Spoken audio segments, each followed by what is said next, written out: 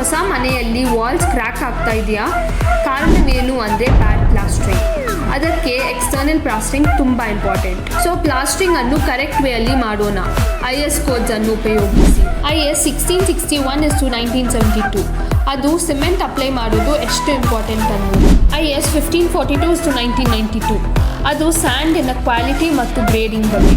IS 2645:2003 external ವಾಲ್ಸ್ಗೆ dampness ಮತ್ತು ನೀರು ಹೋಗದ ಹಾಗೆ ಇರೋದಕ್ಕೆ. 2 ಕೋಟ್ ಪ್ಲಾಸ್ಟರ್ ಸಿಸ್ಟಮ್ ಯೂಸ್ ಮಾಡಿ. ಅಲ್ಲಿ ಬೇಸ್ ಕೋಟ್ 10 to 12 mm ಮತ್ತು ಫಿನಿಶ್ ಕೋಟ್ 6 to 8 mm ಇರುತ್ತೆ. ಜಂಕ್ಷನ್ಸ್ ಅಲ್ಲಿ ಚಿಕನ್ ಮೆಶ್ ಯೂಸ್ ಮಾಡಿ ಕ್ರ್ಯಾಕ್ಸ್ ಅನ್ನು ತಡೆ ಮಾಡೋಕ್ಕೆ. ಡೈರೆಕ್ಟ್ ಸನ್ಲೈಟ್ ಅಥವಾ ಸ್ಟ್ರಾಂಗ್ ವಿಂಡ್ ಇರುವ ಸಮಯದಲ್ಲಿ ಪ್ಲಾಸ್ಟರ್ ಮಾಡಬೇಡಿ. ರ್ಯಾಪಿಡ್ ಡ್ರೈಯಿಂಗ್ ಆಗಿ ಕ್ರ್ಯಾಕ್ಸ್ ಬರುತ್ತೆ. ನಿಮ್ಮ ಡ್ರೀಮ್ ಸ್ಪೇಸ್ ಬಿಲ್ಡ್ ಮಾಡಬೇಕಾ?